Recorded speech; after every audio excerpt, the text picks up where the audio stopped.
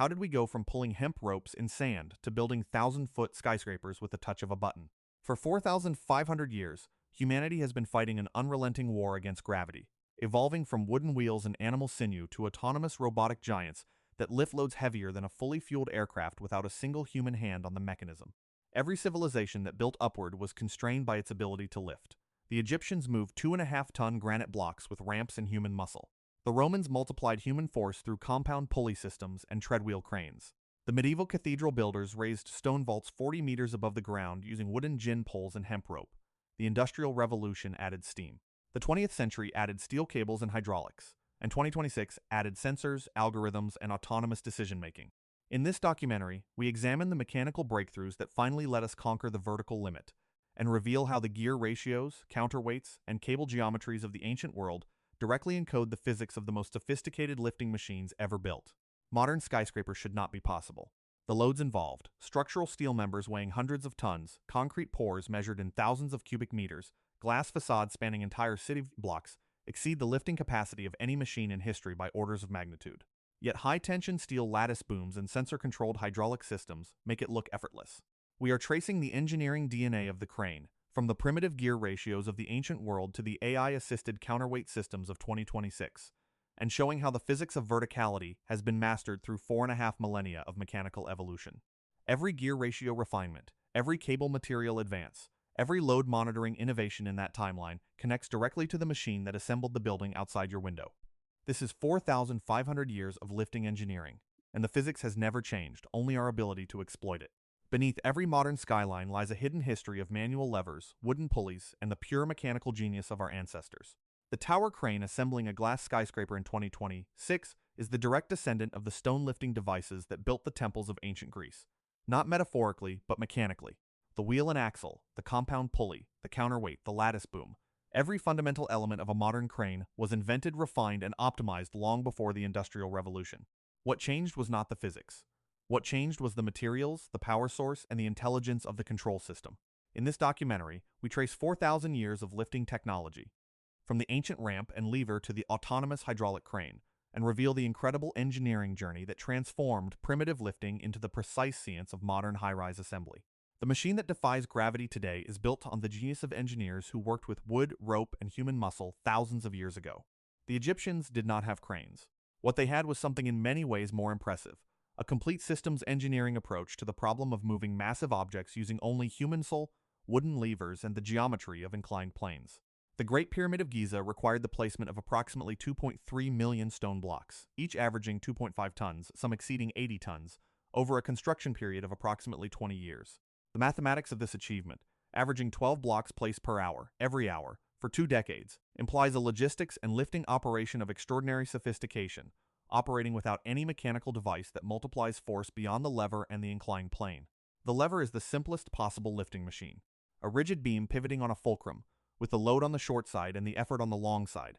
The ratio of arm lengths determining the mechanical advantage. A lever with a 10-to-1 arm ratio allows one worker to lift 10 times their body weight. At the cost of moving the effort end of the lever 10 times as far as the load moves, no energy is created. The mechanical advantage comes from trading distance for force, one of the fundamental conservation laws of physics, expressed in wood and stone 4,000 years before it was formally described.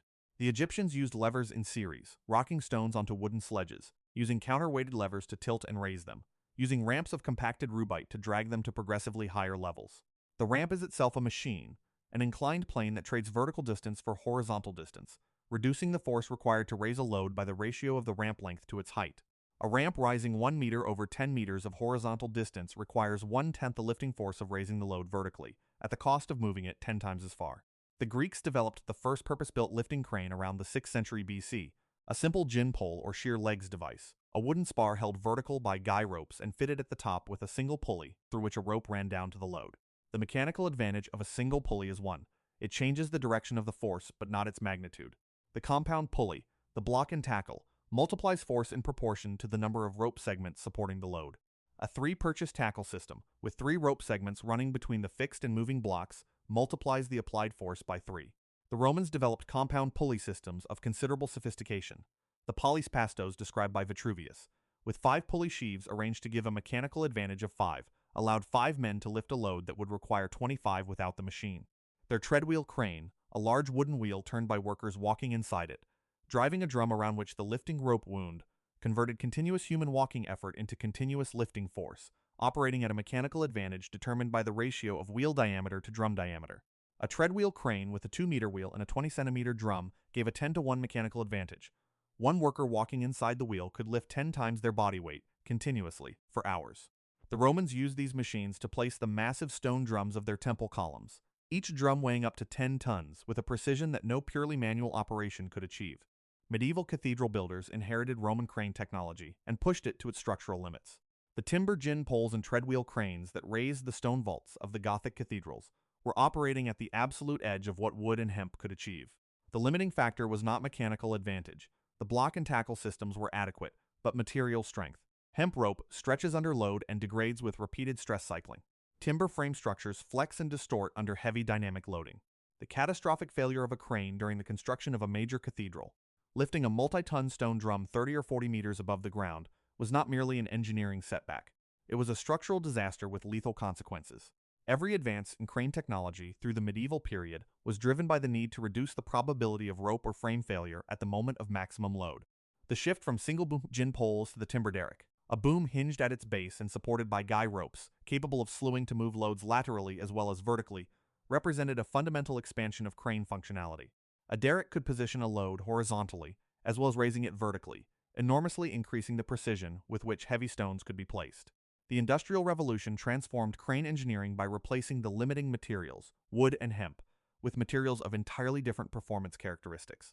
Wrought iron chains replaced hemp rope in the early 19th century, with tensile strength per unit cross-section 5 to 10 times greater than the best hemp rope, and resistance to fatigue cycling that made the catastrophic rope failure a rarity rather than an inevitability. Wire rope, invented in the 1830s, consisting of multiple strands of drawn iron or steel wire twisted together, combined the flexibility of rope with the tensile strength of metal, and became the standard lifting medium for heavy cranes within a generation. Steam power eliminated the human muscle constraint entirely. A steam-powered crane with a boiler and engine could lift continuously at rates impossible for any number of workers at a treadwheel, operating for as long as fuel was supplied without fatigue. The harbor cranes of the mid-19th century, steam-powered, iron-framed, fitted with wire rope and rated for loads of 20 to 50 tons, were the first lifting machines that genuinely exceeded the capacity of any previous technology. The lattice boom replaced the solid timber or iron jib in heavy crane design during the late 19th century. A solid beam resists bending through the material in its cross-section, requiring a very large cross-section for a long, heavily loaded boom. A lattice structure achieves the same bending resistance through the geometry of its members. Tension and compression forces carried by a network of relatively small diagonal and chord members arranged so that each contributes to the overall structural performance. The result is a boom that can be made much longer and carry much heavier loads than any solid section of equivalent weight. The same structural principle as the Eiffel Tower applied to a movable lifting machine. The tower crane, the machine that made the modern skyscraper possible, is built on a single physical insight that took centuries to fully exploit. A crane's lifting capacity is limited not by the strength of its rope or the power of its motor, but by the overturning moment at its base. Any load suspended from the end of a crane boom creates a moment, a rotational force, that tends to tip the crane toward the load. The maximum load a crane can lift is the load at which this overturning moment equals the stabilizing moment provided by the crane's own weight acting through its base. The counterweight is the engineering solution to this constraint. By placing a mass on the opposite side of the crane's slewing center from the load, the crane designer creates a stabilizing moment that counters the overturning moment of the lifted load. The heavier the counterweight and the longer its arm, the greater the load that can be lifted without tipping, at the cost of weight, which must be supported by the mast and foundation. The tower crane optimizes this balance through a horizontal jib extending in both directions from the mast, the load hook running on a trolley along the main jib toward the tip, and the counterweight positioned along the counter jib. As the trolley moves outward toward the tip, the moment arm of the load increases, and the rated capacity decreases, because the maximum load is always the load at which the overturning moment reaches the crane's stability limit. Hydraulic systems entered crane engineering in the mid-20th century as the primary mechanism for precise load control. A hydraulic system transmits force through an incompressible fluid. Applying pressure to one end of a cylinder causes the piston to move with a force equal to the pressure multiplied by the piston area. The mechanical advantage of a hydraulic system is determined by the ratio of the areas of the input and output pistons. A small pump cylinder driving a large ram cylinder multiplies force by the area ratio, with no moving parts subject to fatigue or wear beyond the seals.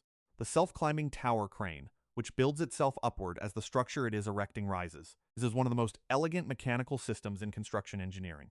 The crane is initially erected on a short mast anchored to the building foundation. As the building rises, the crane uses its own hydraulic system to climb. A hydraulic climbing frame is attached to the mast below the slewing unit. The climbing frame's hydraulic rams extend, pushing the slewing unit upward by one mast section height. A new mast section is then inserted in the gap below the slewing unit, and the climbing frame's rams retract. The crane is now one section taller, having lifted itself using the same hydraulic system it uses to lift construction materials, and the process repeats.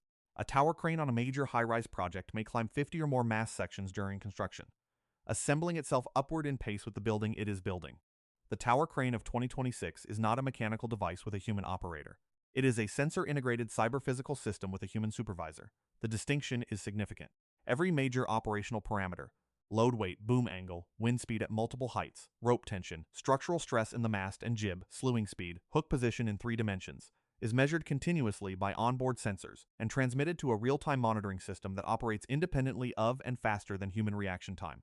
The load moment limiter, a system that continuously calculates the overturning moment created by the current load at the current trolley position and prevents the operator from exceeding the rated capacity, was one of the first digital safety systems to become standard on tower cranes.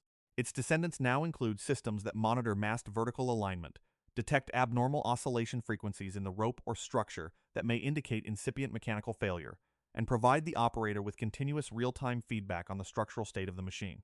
Remote operation, the replacement of the operator cabin at the top of the crane mast with a ground-level control station connected to the crane by fiber optic cable and a network of cameras, transforms the human role from physical presence to supervisory oversight.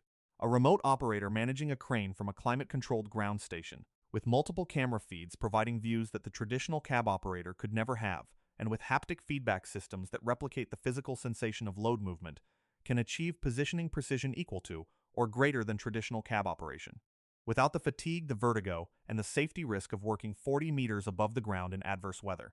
Collision avoidance systems, software that tracks the 3-dimensional position of every crane on a construction site and prevents any crane from entering the operating envelope of another. Allow multiple cranes to work simultaneously in confined urban sites that would previously have been impossible to manage without physical segregation of operating areas. A modern high-rise construction project in a dense city center may operate 8 to 12 tower cranes simultaneously, their operating envelopes overlapping, managed by a collision avoidance system that coordinates their movements in real time.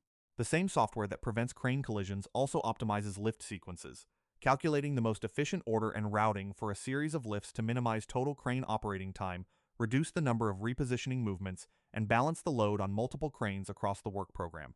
The fully autonomous crane, a lifting machine that receives a lift plan, calculates the optimal path from pickup to placement, and executes it without human intervention, exists in operational trials as of 2026. The technology integration required is formidable. 3-dimensional site mapping updated in real time as construction progresses, object recognition systems that identify the load and its attachment points, path planning algorithms that route the load through a dynamically changing 3-dimensional obstacle environment, and precision positioning systems that can place a structural member to within millimeters of its design location. The economic driver for autonomous crane development is not operator cost, it is consistency and availability. A human crane operator works shifts, tires, and makes errors that increase at the end of a long shift in poor weather. An autonomous system operates continuously at consistent precision regardless of weather, time of day, or operational duration. On a construction project where crane time is the critical path constraint, where every hour of crane unavailability delays the entire project, the value of continuous autonomous operation is enormous.